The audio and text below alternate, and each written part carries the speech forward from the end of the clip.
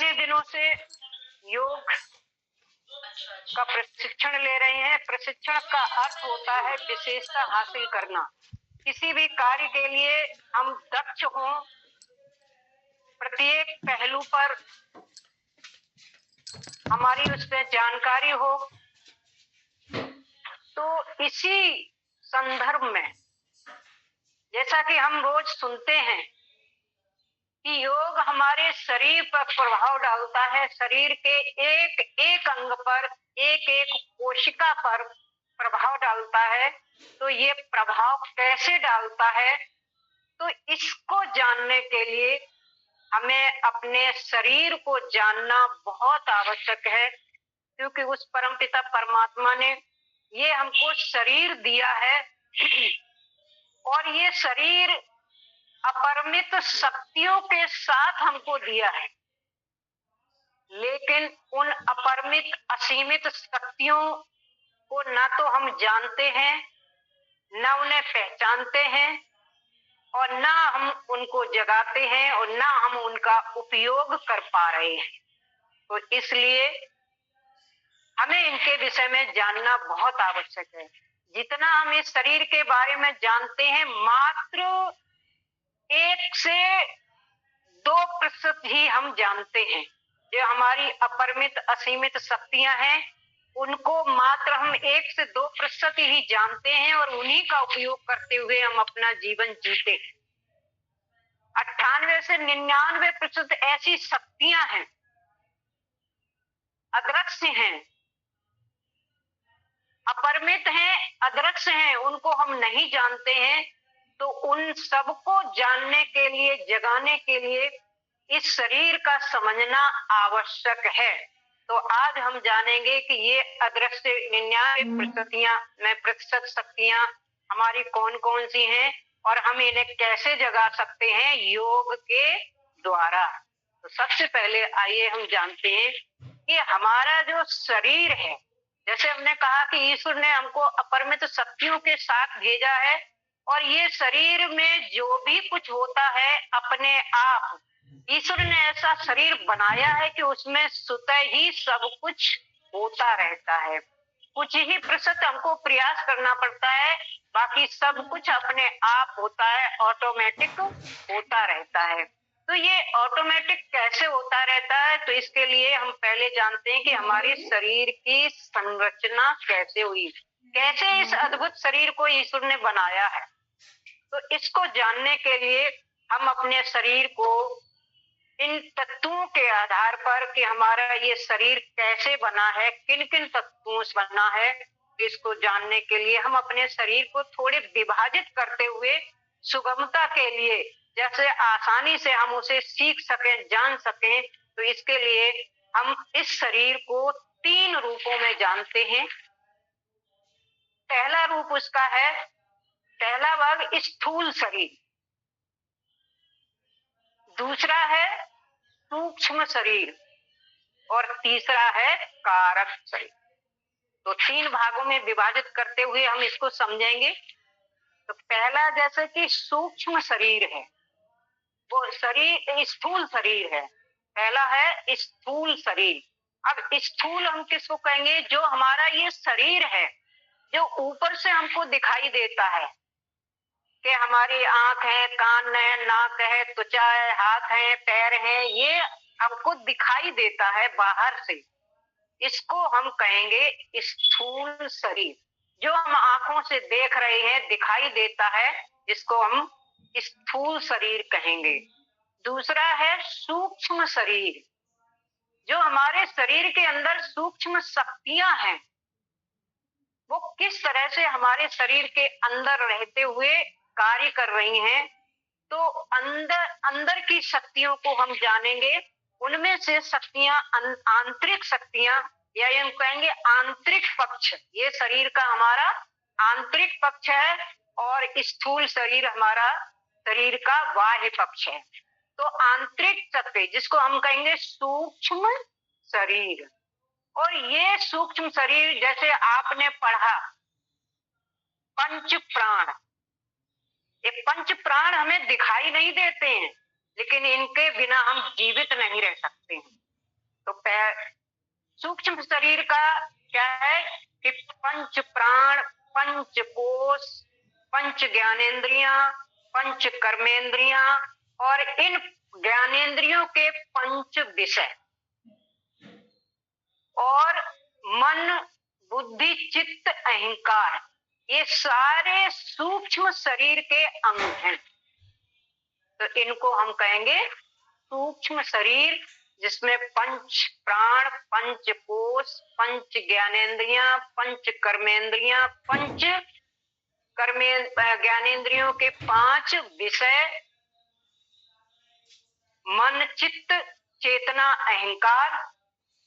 अब मन के भी और हमारे शरीर में जो 72,72,10,201 नस नाड़ियां हैं, जिनसे हमारा शरीर चलता है, ऊर्जा का वितरण होता है, तो ये सब कुछ हमारे आते हैं सूक्ष्म शरीर में। और तीसरा है कारक। कारक में हमारा मन, जिसको हम कहेंगे चित्त। तो इस चित्त के, मन के तीन भाग, ये हमारा मन जो है ये तीन तत्वों से बना है, रजोगुण, तमोगुण, सतोगुण। रजोगुण, सतोगुण, तमोगुण, सतोगुण, रजोगुण, तमोगुण, ये तीन गुण जो हैं ये हमारे मन के हैं। तो ये भी हमारे सूक्ष्म शरीर में कारक शरीर का अंग है। तो इस तरह से हमारे शरीर को तीन, माने स्थूल, सूक्ष्म और कारक। अब आपने पढ़ा था, आपने पंच प्राण को भी पढ़ा, उनके महत्व को पढ़ा, पंच कोश को भी पढ़ा। ये पंच कोश क्या है? ये हमारा शरीर जो है 5 लेयर में बटा हुआ है। 5 स्तर, 5 लेयर हमारे शरीर की हैं, जिसमें ऊर्जा क्रम से नीचे से ऊपर की ओर प्रवाहित होती है और तब हमारा जीवन चलता है। अब पंच ज्ञानेंद्रियां, पंच ज्ञानेंद्रियां आपको पता है, पंच कर्मेंद्रियां। अब हम देखते हैं कि जो हमारा स्थूल शरीर है, स्थूल शरीर बना कैसे है? जो हमें ऊपर से दिखाई देता है, ये स्थूल शरीर हमारा, इसका निर्माण कैसे हुआ है? तो संगठन की दृष्टि से, तत्वों की दृष्टि से ये हमारा संपूर्ण शरीर, चाहे वो स्थूल शरीर हो, सूक्ष्म शरीर हो, कारक शरीर हो, ये कैसे बना है और कैसे ये चलता है। तो स्थूल शरीर के विषय में हम जानते हैं कि ये स्थूल शरीर संगठन की दृष्टि से कि किन किन, इसको हम क्या कहेंगे? पहला है कारक। स्थूल शरीर में या संगठन की दृष्टि से हम अगर देखें, संरचना की दृष्टि से देखें कि किन किन तत्वों से कैसे हमारा ये शरीर बना है, तो इसको पहले क्या कारक। अब कारक शरीर जो हमारे शरीर की उत्पत्ति के कारक बने, कारण बने। आपने एक कहावत सुनी है कि पंच तत्व मिल बना शरीरा। 5 तत्व हैं जिनके मिलने से हमारा शरीर बना है, और वो पंच तत्व कहलाते हैं, या हम उन्हें कहें पंच महाभूत। तो वो पंच महाभूत कौन कौन से हैं? अग्नि, वायु, आकाश, पृथ्वी और जल, ये पंच महाभूत हैं। ये हमारे संपूर्ण शरीर के, चाहे वो प्राण हो, पंच ज्ञानेंद्रियां हो, पंच कर्मेंद्रियां हो, शरीर के संपूर्ण शरीर में व्याप्त हैं। अब प्रतिशत अलग हो सकता है कि कौन से अंग में कितना है, प्राणों में कितना है, पंच कोश में कितना है, लेकिन संपूर्ण अंगों का निर्माण इन्हीं 5 महाभूत तत्वों से हुआ है। अग्नि, वायु, आकाश, पृथ्वी और जल। तो इनको हम क्या कहेंगे? संगठन की दृष्टि से कारक तत्व। अब दूसरा आता है धारण शरीर। एक कारक शरीर हो गया, दूसरा धारण शरीर। धारण शरीर माने हमारे ये शरीर कैसे चल रहा है, कैसे चल रहा है, कैसे हम इसको बनाए हुए हैं, कैसे ये कार्य कर रहा है। तो इसमें आती हैं हमारी 5 ज्ञानेंद्रियां और 5 कर्मेंद्रियां और 5 उनके विषय। 5 ज्ञानेंद्रियां कौन कौन सी हैं? आंख, कान, नाक, जिह्वा और त्वचा। ये हमारी 5 ज्ञानेंद्रियां हैं और ये 5 ज्ञानेंद्रियों के 5 विषय हैं। जैसे आंख का विषय क्या है? दृष्टि, देखना। नाक का विषय क्या है? सूंघना। कान का विषय क्या है? सुनना। और जिह्वा का विषय क्या है? चखना। और त्वचा का विषय है स्पर्श। ये ज्ञानेंद्रियां हमारी जो ऊपर से दिखाई देती हैं, ये कुछ नहीं कर सकती हैं जब तक ये ज्ञानेंद्रियां अपने विषय के साथ नहीं जुड़ती। और विषय के साथ जब जुड़ती हैं तो विषय के साथ इन ज्ञानेंद्रियों के पीछे हमारा चलता है मन। अगर हमारा मन इनका सहयोग न करे, इन ज्ञानेंद्रियों का, तो ये ज्ञानेंद्रियां अपना काम नहीं कर सकती हैं। तो दूसरा शरीर हमारा क्या है? धारण शरीर। तो 5 ज्ञानेंद्रियां और 5 हमारी कर्मेंद्रियां हैं। कर्मेंद्रियां 2 हाथ, 2 पैर और मुख, पाद माने हमारे ये 5 जो है कर्मेंद्रियां हैं जिनके द्वारा हम शरीर को चलाते हैं। तो 5 ज्ञानेंद्रियां, 5 कर्मेंद्रियां और 5 हमारे वो विषय, ये धारण शरीर में आते हैं। और फिर पोषण, हमारे शरीर का पोषण करने वाले कौन कौन से तत्व हैं? तो वो कहलाता है पोषण शरीर। माने हमारे शरीर का पोषण कैसे होता है, कैसे ये स्वस्थ रहता है। तो पोषण करने वाले तत्व हमारे हैं षड रस। षड रस, 6 रस। जो 6 रस हैं, अगर हमारा तरल पदार्थ, द्रव पदार्थ हमारे शरीर में ना पहुंचे तो ये शरीर नहीं चल सकता, ये शरीर का पोषण नहीं हो सकता है। तो ये पोषण करने वाले तत्व हैं षड रस 6। कहते हैं ना कि सब चीज खानी चाहिए, खट्टा, मीठा, कड़वा, कसैला, ये सारे 6 रस हैं जो हमारे शरीर का पोषण करते हैं। और अगला हमारा है, ये पोषण कारक कहलाते हैं। और फिर हमारा जो शरीर का संगठन है, इन सबके मिलने से, माने किन तत्वों से हमारे शरीर का निर्माण हुआ, मेन तत्व कौन से हैं जिनसे हमारे शरीर का निर्माण हुआ, किसके द्वारा ये शरीर चल रहा है और किसके द्वारा ये शरीर पोषित हो रहा है। और अगला है किन किन तत्वों के मिलने से ये शरीर बना है, तो उसको हम कहेंगे संगठन शरीर या ढांचा। या अब ये हमारा शरीर किन किन तत्वों के मिलने से बना है? इसमें आती हैं सप्त धातुएं। क्या? सप्त धातुएं। सप्त धातुओं में ये अगर हमारे शरीर की सप्त धातुएं ना हो तो ये हमारे शरीर का ढांचा ऐसा आपको खड़ा दिखाई नहीं देगा। क्या होता? एक मांस का लोथड़ा होता अगर ये धातुएं ना होती। तो ये सप्त धातुएं कौन कौन सी हैं? ये सप्त धातुएं हैं रस, रक्त, रस, रक्त, मांस, मेद, अस्थि।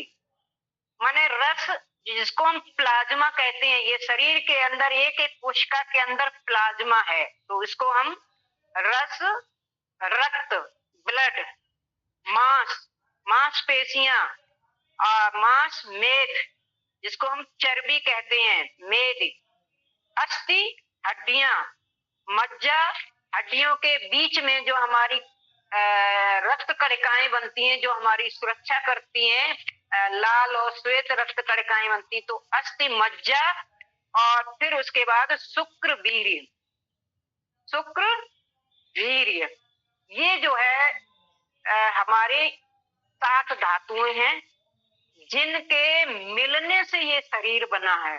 और इसके साथ साथ त्रिदोष, त्रिदोष मतलब जो दोष नाम दिया गया है, लेकिन इनके बिना हमारा शरीर चल नहीं सकता है, तो वो त्रिदोष हैं वात पित्त कफ मल मूत्र और स्वेद।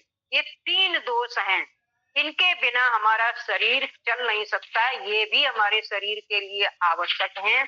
तो ये संगठन की दृष्टि से हम अपने शरीर को समझें कि पहला पंच महाभूत जो कि संपूर्ण शरीर के एक एक तत्व में व्याप्त हैं, इनसे हमारे शरीर, इन्हीं से हमारा शरीर बना है, इन्हीं से हमारा शरीर चलता है और इन्हीं में अंत में हमारा शरीर विलीन हो जाता है।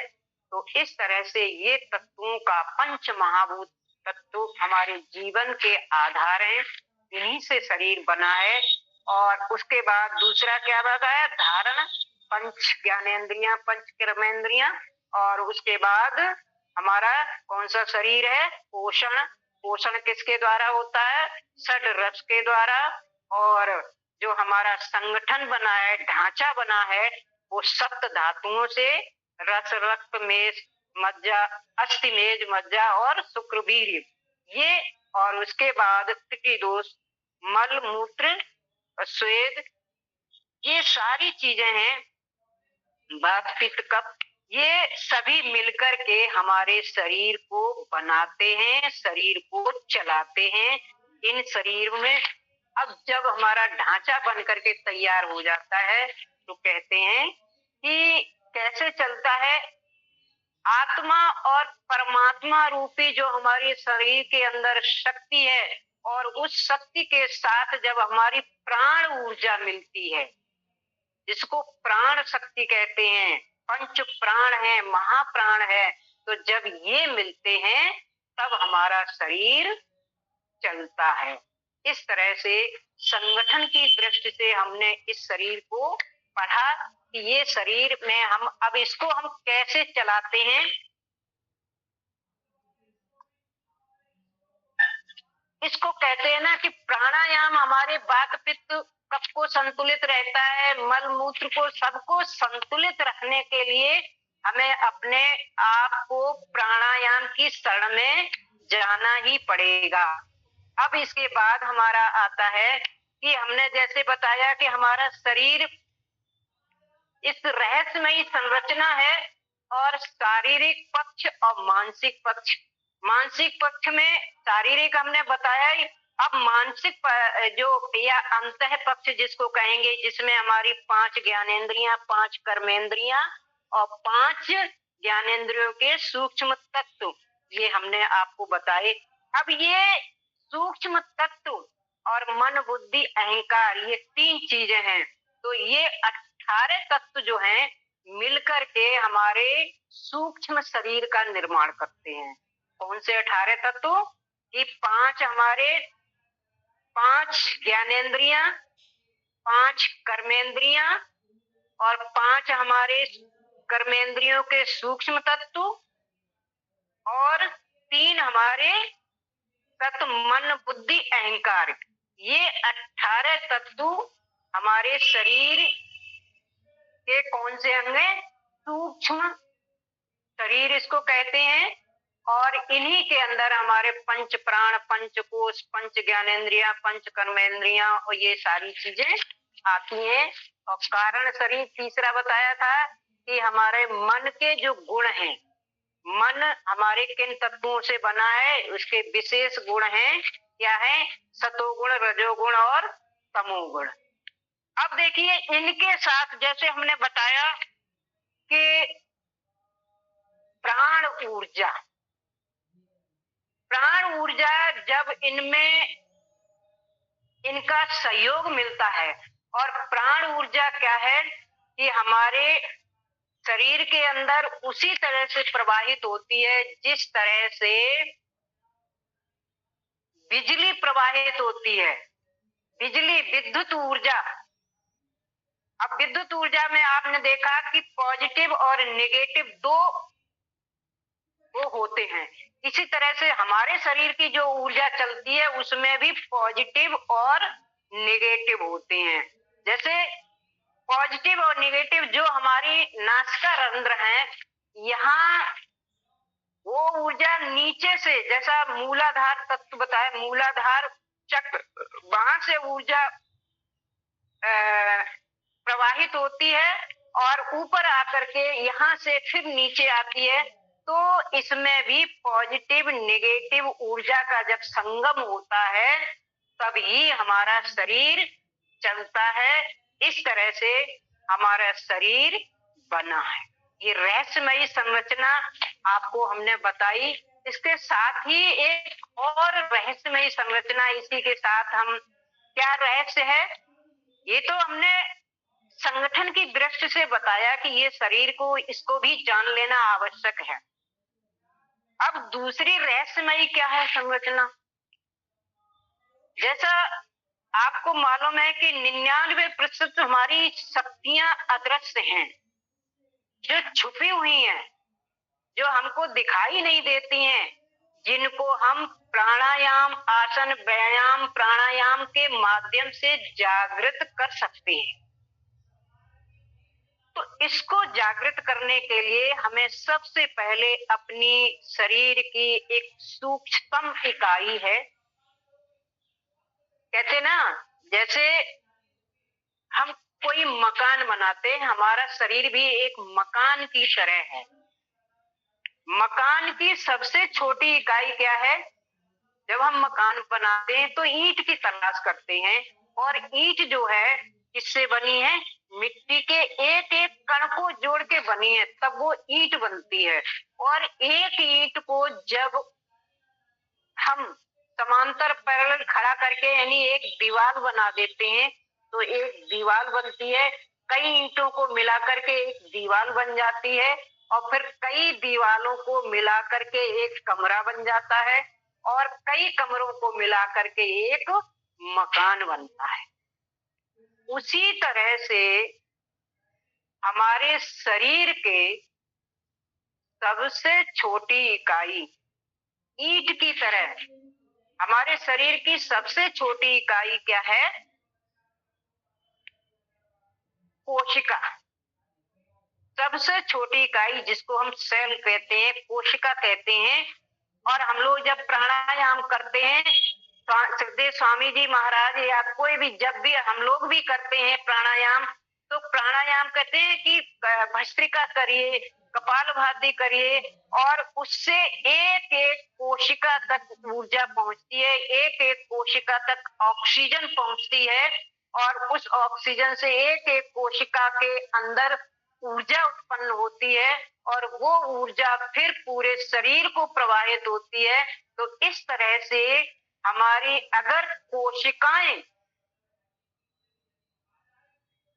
शरीर की सबसे छोटी इकाई कोशिका है, लेकिन यदि कोशिका मरती है तो शरीर मरता है। कोशिका अगर स्वस्थ है तो शरीर स्वस्थ है। इसीलिए कोशिका को जीवित रखना बहुत आवश्यक है, स्वस्थ रखना आवश्यक है। अब इसको हम स्वस्थ कैसे रख सकते हैं, इसके विषय में भी हमें जान लेना आवश्यक है। ये सबसे छोटी इकाई, जिस तरह से मकान की सबसे छोटी इकाई ईंट होती है, और एक एक ईंट को अगर मकान के एक ईंट में कोई खराबी आती है, नौना लग जाता है, तो फिर धीरे धीरे पूरी दीवार खराब होने लगती है, और दीवारें खराब होती हैं तो मकान खराब होने लगता है। इसी तरह से एक एक कोशिका, अगर एक कोशिका बीमार होती है तो धीरे धीरे उससे लगी हुई दूसरी कोशिकाएं, तीसरी कोशिकाएं बीमार होती हैं। और ये कैंसर क्या है? कैंसर यही तो है, जब एक कोशिका मरती है तो एक कोशिका के मरने से जो उसका वो जो मरी हुई कोशिका जब बाहर नहीं निकलती, प्रवाहित नहीं होती है, शरीर से बाहर नहीं निकलती या कि नई जगह नई कोशिका नहीं बनती है, तो वो मरी हुई कोशिका के अंदर और कोशिका और मरी हुई कोशिकाओं की परत जमती रहती है, जिससे वो एक गांठ बनती है। वो गांठ से धीरे धीरे अगर हमने उसको अलग नहीं किया तो कैंसर बन। तो कोशिका को स्वस्थ रखना आवश्यक है। अब कोशिका को स्वस्थ हम कैसे रख सकते हैं, इसके लिए भी हमें कोशिका के बारे में पढ़ना होगा, समझना होगा। तो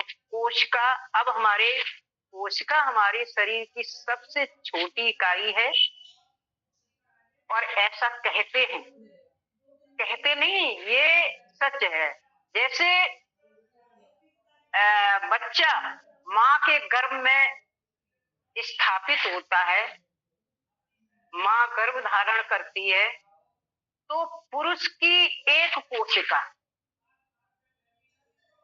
और माँ की दूसरी कोशिका,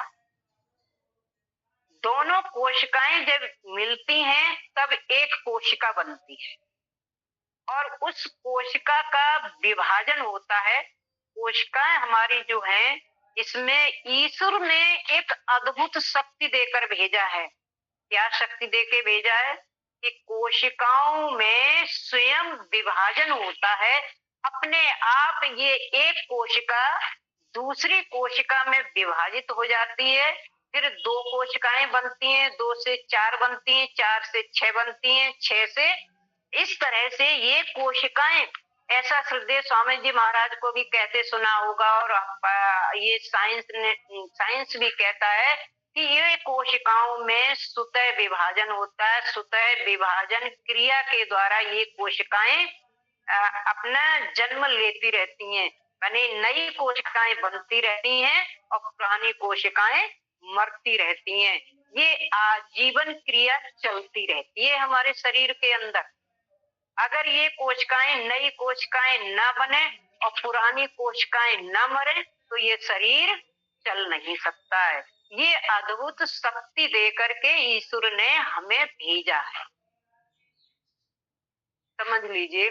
तो अब ये जिसको कहते हैं ना ऑटोफेजी क्रिया, आपको इस स्वतः प्रजनन की क्रिया होती है, स्वतः मरती रहती हैं, स्वतः ये मरी हुई कोशिकाएं शरीर से बाहर निकलती रहती हैं और नई कोशिकाएं जन्म लेती रहती हैं।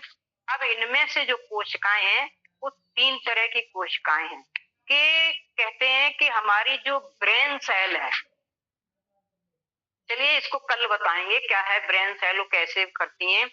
कोशिका के बारे में हम पहले समझ लेते हैं कि जो कोशिका हमने कहा कि जन्म लेती है, एक कोशिका जो पुरुष की कोशिका माँ के गर्भ में पहुंचती है, तो माँ के गर्भ में जो अंडाशय होता है उसको मिलने से वो एक कोशिका बनती है और एक से फिर कई कोशिकाएं बनती चली जाती हैं अपने आप, और जिससे हमारा शरीर बनने लगता है, जिससे हमारा शरीर बढ़ने लगता है माँ के गर्भ में। तो अब ये कोशिकाएं जब बनती हैं, जब विभाजित होती हैं, तो विभाजित होके ये अपने अपने काम में बट जाती है। मतलब काम का स्वरूप हो जाता है। अब एक कोशिका अगर विभाजित हुई, एक से दो बनी, दो से चार बनी, चार से छह बनी, तो ईश्वर ने वो शक्ति उनको दे करके भेजी है कि आपस में सामंजस्य करके वो अपना काम बांट लेती हैं। जैसे अपने घर में हम कहते हैं कि ये काम तुम कर लो, ये तुम कर लो, ये आप कर लो, ये हम कर लें। इसी तरह से जब कोशिकाएं जन्म लेती हैं तो आपस में सहयोग के द्वारा अपना अपना काम बांट लेती हैं। कैसे काम बांट लेती हैं कि एक कोशिका विभाजित हुई, दो बनी, दो से चार, चार से छह। अब मान लीजिए 10 कोशिकाएं, 20 कोशिकाएं बन करके एक कार्य करने लगी। क्या कार्य किया उन्होंने? एक कोशिका क्या कहा कि वो टिश्यू बनाने लगी। टिश्यू, ऊतक, हमारे शरीर के जो टिश्यू हैं, जो ऊतक हैं, वो कई कोशिकाएं मिलकर के एक कार्य को करने लगी, जो धीरे धीरे फिर उनमें विभाजन होता गया और पूरे शरीर के टिश्यू बन गए, कोई ऊतक बन गए और हमारे शरीर का ढांचा बनने लगा। फिर उनमें से कुछ कोशिकाएं क्या मिलकर के बनाने लगी? मांसपेशियां। तो जो टिश्यू बनाती हैं जो कोशिकाएं मिलकर के, वो तो टिश्यू या ऊतक कोशिकाएं कहलाई। और जो कोशिकाएं मांसपेशियां बनाने लगी वो पेशीय कोशिकाएं कहलाई। और उसके बाद कुछ कोशिकाएं क्या है, जब कई कोशिकाएं मिल जाती हैं तो मांसपेशियां बनती हैं। और फिर उनमें से विभाजन हुआ और उनमें से उनमें काम बांटा, तो कई कोशिकाएं क्या बनाने लगी? अंग बनाने लगी, विभिन्न अंग। कि आंख बनी, कान बनी, मुंह बना, त्वचा बनी। ये सारी कोशिकाएं विभाजित होकर के अपना अपना काम करने लगती हैं और उस काम के आधार पर उनको उनका नाम दे दिया जाता है। पेशीय कोशिका है, ये नाक की कोशिका है, ये त्वचा की कोशिका है, ये रक्त कणिकाएं हैं। ये जब कुछ कोशिकाएं क्या बनाने लगती हैं? रक्त बनाने लगती हैं। कुछ कोशिकाएं हड्डियां बनाने लगती हैं। तो ये सारी विभाजित होकर के अपने अपने काम को करने लगती हैं और बढ़ती जाती हैं और करती रहती हैं।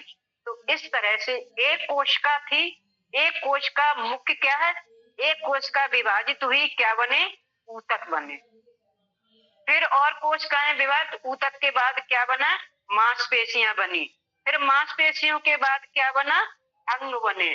जैसे हमने कहा कि हमारा मुंह, जिह्वा, भोजन नली, आमाशय, छोटी आंत, बड़ी आंत, ये कई अंग मिल गए। तो ये कई अंग मिलकर के क्या बना, काम करने लगे? भोजन को पचाने का काम करने लगे। कई मांसपेशियां मिल गई, तो ये हमारी जो हड्डियां हैं अलग अलग हैं, वो मांसपेशियों ने क्या काम करना शुरू किया कि हमारी हड्डियों को एक दूसरे से जोड़ दिया। तो इस तरह से मिलकर के जब कई अंग एक साथ कार्य करने लगते हैं तो वो अंग तंत्र कहलाते हैं। तो इन अंग तंत्रों के अब कई अंग तंत्र मिलकर के ये हमारा शरीर का ढांचा बना। तो ये है ना अद्भुत संरचना कि एक छोटी सी कोशिका और संपूर्ण शरीर का निर्माण कर रही है। इसीलिए कहा गया है कि अगर किसी व्यक्ति को स्वस्थ रहना है तो हमारे कोशिकाओं को, सेल को स्वस्थ रखना होगा। और हमारी एक एक कोशिका किससे स्वस्थ होगी? प्राणायाम से। जब हम भस्त्रिका करते हैं तो क्या होता है कि हमारे श्वसन तंत्र मजबूत होता है। श्वसन तंत्र को बनाने वाली जो कोशिकाएं हैं वो स्वस्थ होती हैं। जब हम कपालभाति करते हैं तो हमारे पाचन तंत्र को चलाने वाली कोशिकाएं हैं वो मजबूत होती हैं, वो स्वस्थ होती हैं। इस तरह से हमारे शरीर से मल मूत्र को विसर्जित करने वाली जो कोशिकाएं हैं, जिसको हम उत्सर्जन तंत्र कहेंगे, तो वो स्वस्थ होते हैं। इस तरह से हमारे शरीर के निर्माण की सबसे छोटी इकाई क्या है? कोशिका। और कोशिका से फिर क्या बना? टिश्यू। टिश्यू से फिर क्या बने? मांसपेशियां बनी। मांसपेशियों से फिर अंग, अंगों से फिर कई अंग जब मिलकर के काम करने लगे तो ये क्या बन गए? अंग तंत्र। क्या बन गए? अंग तंत्र। अब ये अंग तंत्र, हमारे शरीर में कितने अंग तंत्र हैं? 9 अंग तंत्र। कितने हैं? 9। ये 9 अंग तंत्र उसी तरह से एक दूसरे से जुड़े हुए हैं जिस तरह से एक माला होती है और माला में क्या फूल पिरोते हैं और फूलों में कई फूल मिलकर के क्या बनाते हैं? एक माला बना देते हैं। और उस माला के अंदर यदि एक फूल खराब होता है तो दूसरा फूल, अगर उसको पहले फूल को सही से नहीं किया गया, सुरक्षित नहीं रखा गया, दूसरा फूल भी खराब होने लगेगा। इसी तरह से हमारे जो 9 अंग तंत्र हैं, वो 9 अंग तंत्र भी एक दूसरे से जुड़े हुए हैं। और अगर हमने ध्यान नहीं दिया तो कहीं पर अगर एक अंग तंत्र में कोई खराबी आती है, कोई रोग आता है, कोई असंतुलन होता है, तो दूसरा अंग तंत्र भी खराब होने लगता है। इसलिए एक एक अंग तंत्र को स्वस्थ रखने के लिए हमें योग प्राणायाम, आसन, व्यायाम, ये सारी चीजें करनी चाहिए, तभी हम अपने आप को स्वस्थ रख सकते हैं। अब हम देखते हैं कि जो 9 अंग तंत्र हमने बताए, ये 9 अंग तंत्र कौन कौन से हैं और कैसे हमारे शरीर को बनाए हुए हैं। 9 अंग तंत्र, पहला है कंकाल तंत्र, जिसको हम कहते हैं अस्थि संस्थान, स्केलेटन सिस्टम। जो हमारी कहते हैं हमारा शरीर जो है 204 हड्डियों से मिलकर बना है। 204 हड्डियां हमारे जुड़ करके तब हमारे शरीर का ढांचा बना है। अब अगर हमारा ये कंकाल तंत्र ना होता तो क्या हमारे शरीर का ये ढांचा होता? नहीं होता। अब इस कंकाल तंत्र को जोड़ने के लिए कौन काम करता है? हमारा मांसपेशियां। अगर हमारे शरीर के अंदर ये मांसपेशियां ना होती तो क्या हमारे कंकाल तंत्र एक दूसरे से जुड़ा रह सकता था? नहीं जुड़ता। तो क्या हमारे शरीर का ढांचा ऐसा जो हमें दिखाई दे रहा है वो होता? नहीं होता। तो कंकाल तंत्र पहला है हमारा कंकाल तंत्र। दूसरा है पेशी तंत्र, मांसपेशियां जो हमारे शरीर की एक एक हड्डी को, एक एक अंग को जोड़े हुए हैं, तो इनको क्या कहेंगे? Muscular system. अगर कहीं पर चोट लग जाती है तो कहते हैं बहुत दर्द होता है, कहते हैं मांसपेशी खिंच गई। अगर मांसपेशी खिंच गई तो उसके टिश्यू में दर्द होगा, सूजन आएगी। तो उसको बचाने के लिए अगर हमने कोई उपाय नहीं किया तो धीरे धीरे वो सूजन दर्द बढ़ता जाएगा। तो हमें स्वस्थ रखना है कंकाल तंत्र को भी और पेशी तंत्र को, मस्कुलर सिस्टम को भी स्वस्थ रखना है।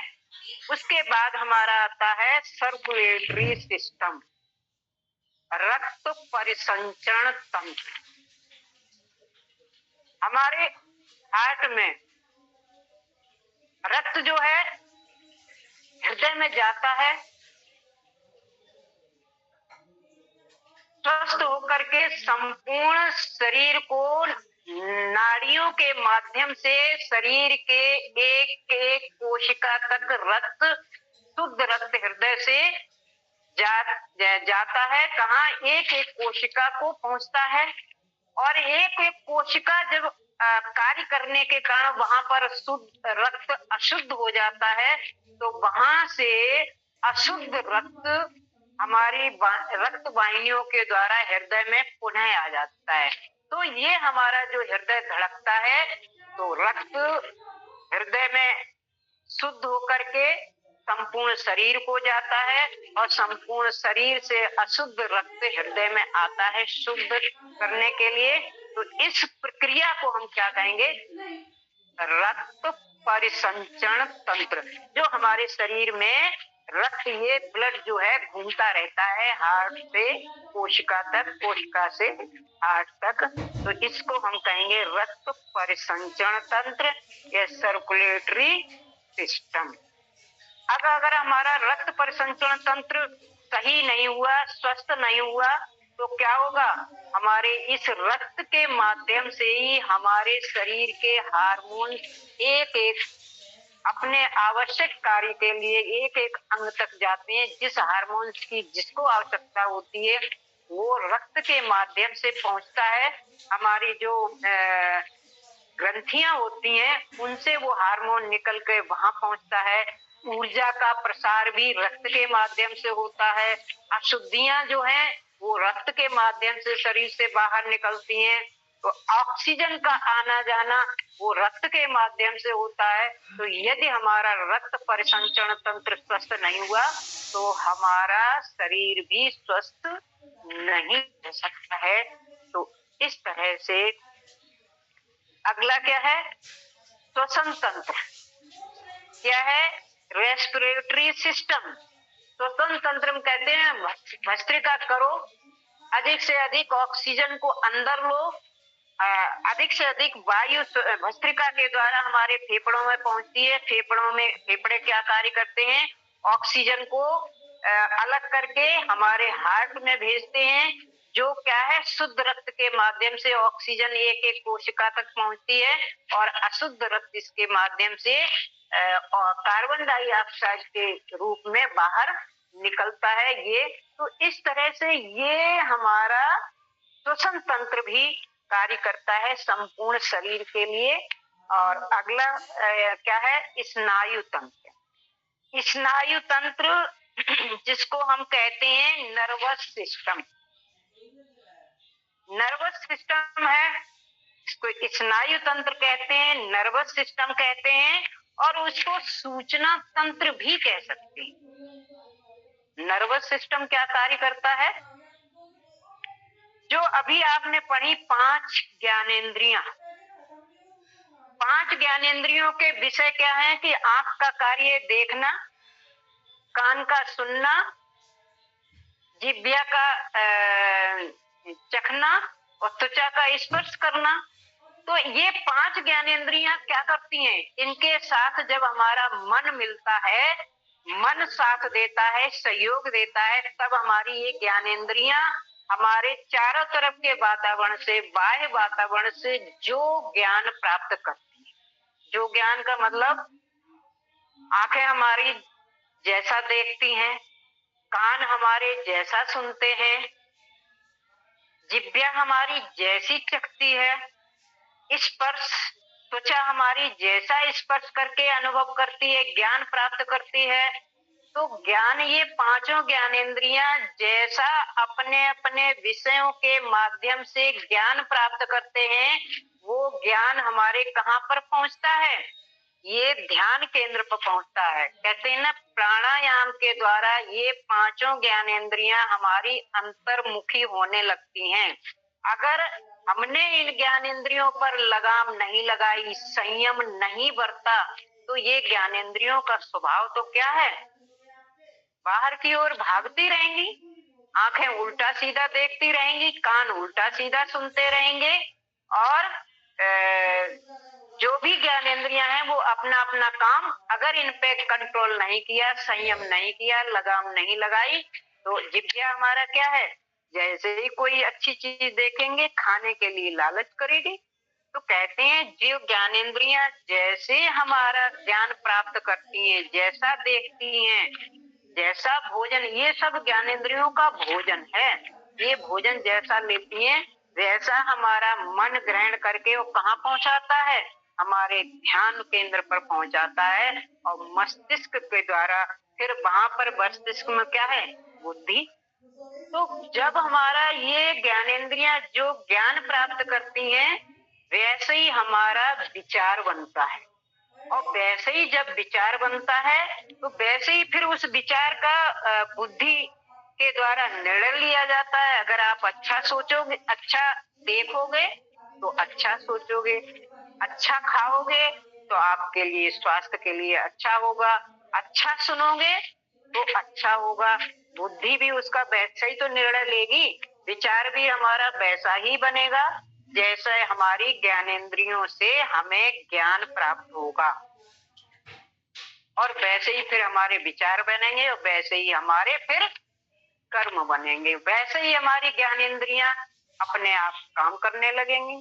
यही कहा गया ना, बुद्धि हमारी ज्ञानेंद्रियां बाहर से ज्ञान प्राप्त करती हैं, मन उस ज्ञान को ग्रहण करता है और कहाँ लाता है? बुद्धि के पास लाता है। बुद्धि अपने विवेक से निर्णय लेती है और तब वो बुद्धि किसको संकेत करता है? ये सूचना तंत्र के माध्यम से, जो हमारा नर्वस सिस्टम है उसके माध्यम से वो ज्ञान हमारी कर्मेंद्रियों तक पहुंचता है और तब व्यक्ति कर्म करता है। इसलिए ये कहा गया है कि हमारी पांचों ज्ञानेंद्रियों को संयमित रखना आवश्यक है, अंतर्मुखी करना आवश्यक है, क्योंकि हमारे संयम में रहेंगी, अगर ये हमारे कंट्रोल में रहेंगी तो हम क्या करेंगे? उल्टा सीधा न देखेंगे, न सोचेंगे, न सुनेंगे, न खाएंगे। और जब ऐसा अच्छा सोचेंगे, अच्छा खाएंगे, अच्छा सुनेंगे तो अच्छे हमारे विचार बनेंगे, और अच्छे विचार बनेंगे तो अच्छा हम करेंगे। इसलिए ये नर्वस सिस्टम जो है, हमारा सूचना तंत्र है, इसका भी स्वस्थ होना आवश्यक है। ये अगर स्वस्थ नहीं होगा तो ये सूचनाएं हमारी जो बाहर से हमें मिल रही हैं वो हमारे उस अंग तक मस्तिष्क जो है निर्णय लेगा, लेकिन मस्तिष्क फिर उस अंग तक नहीं पहुंचा पाएगा। तो सूचना तंत्र जो है, हमारा नर्वस सिस्टम है, उसका भी स्वस्थ होना आवश्यक है। उसके बाद है एंडोक्राइन सिस्टम, अंतःस्रावी तंत्र। आठवां जो है, सातवां है अंतःस्रावी तंत्र, एंडोक्राइन सिस्टम। अंतःस्रावी मतलब हमारे शरीर के अंदर ग्रंथियां हैं, जैसे हमारी थायराइड ग्रंथि है, पिट्यूटरी ग्रंथि है, गुर्दों के ऊपर ग्रंथि है, स्ट्रेस ग्रंथि। तो इनसे जो हार्मोन्स निकलते हैं, हार्मोन्स अगर नहीं निकलेंगे, नहीं पर्याप्त सुचारू रूप से शरीर के अंदर निकलेंगे तो क्या होगा? हमारा शरीर स्वस्थ नहीं रह सकता है। तो हार्मोन्स का बैलेंस होना, हार्मोन्स का कितना किस ग्रंथि से किसके लिए निकलना, ये भी आवश्यक है। और इसको हम क्या कहेंगे? एंडोक्राइन सिस्टम, जो हमारे शरीर को स्वस्थ रखता है। कहते हैं कि हमारे अपने शरीर को अगर कंट्रोल में रखना है तो हमारा ये सूचना तंत्र और एंडोक्राइन सिस्टम, ये दोनों स्वस्थ रहेंगे। दोनों ही मिलकर के हमारे शरीर को चलाते हैं, दोनों ही मिलकर के हमारे शरीर को कंट्रोल करते हैं। इसलिए इनका भी स्वस्थ रहना आवश्यक है।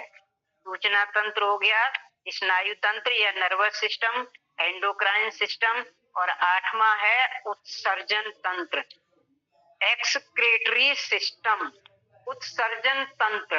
हमारे शरीर के अंदर का ना मल मूत्र का होना भी आवश्यक है, लेकिन इनका अधिक मात्रा में जमा होना वो हानिकारक है।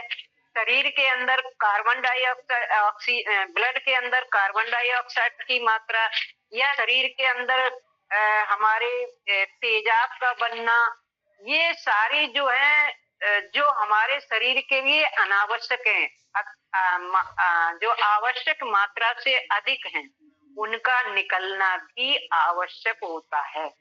तो जो हमारे शरीर के लिए अनावश्यक है, चाहे वो मलमूत्र हो, पसीना हो, या वात पित्त कफ हो, इनका संतुलित होना आवश्यक है। और अत्यधिक मात्रा में जमा होना भी हमारे लिए हानिकारक है। तो इन सबको, जिनको हम क्या कहेंगे? वर्ज्य पदार्थ। वर्ज्य माने बेकार, हमारे शरीर के लिए हानिकारक, जिनको हम कहते हैं टॉक्सिन्स।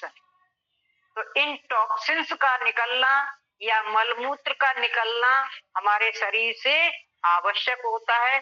तो इनको निकालने वाले जो अंग तंत्र हैं, उनको हम कहेंगे उत्सर्जन तंत्र।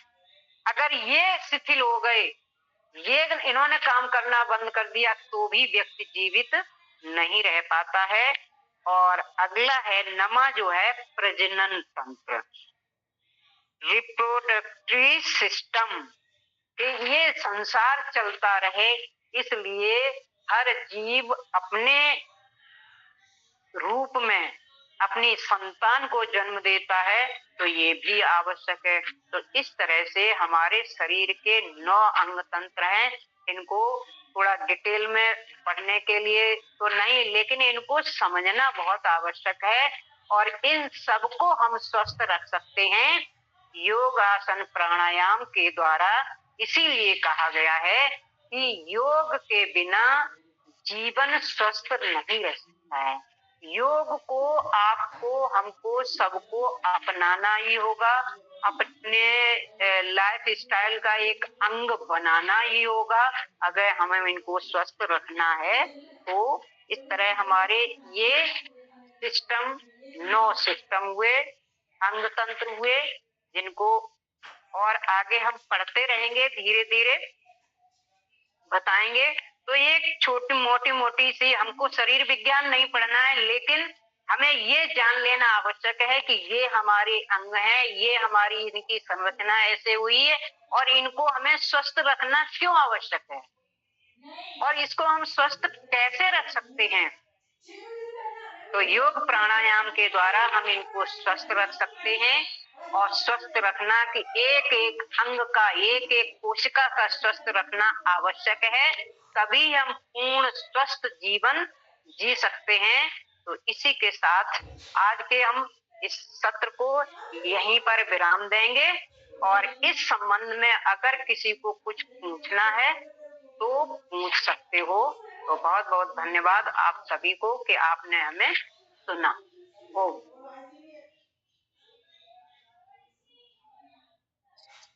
अगर किसी को कुछ पूछना है, लिखने से रह गया होगा, लिखना भी चाहिए। वैसे तो हमने बहुत क्योंकि ये विषय तो बहुत बड़ा विषय है, लेकिन हमें योग के लिए हमें कितना जानना है ये आवश्यक था, तो वो हमने बताया और भी आगे बताएंगे।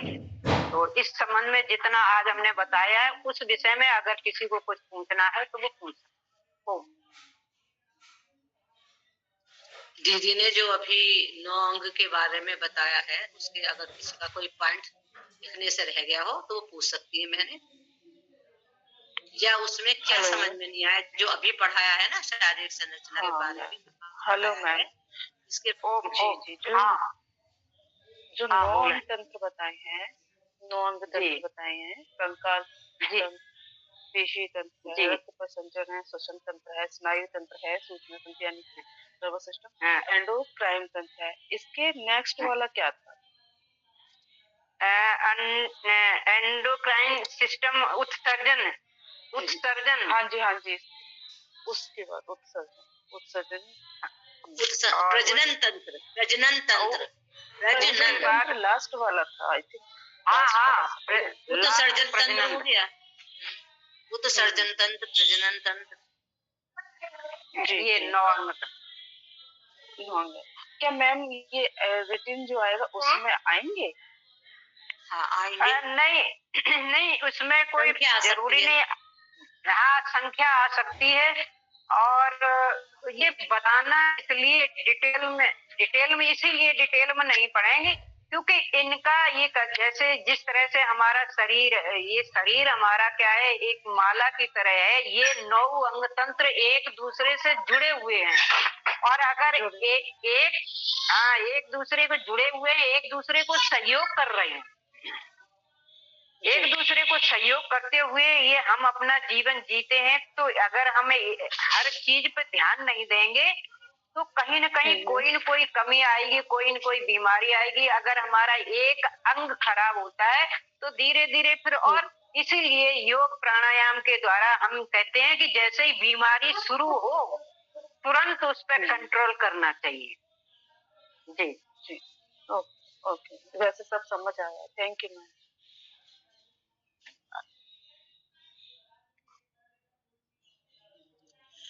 चलिए सभी को समझ में आ गया ऐसा लग रहा है, क्योंकि दीदी ने बहुत ही अच्छी तरीके से पढ़ाया, समझा के पढ़ाया।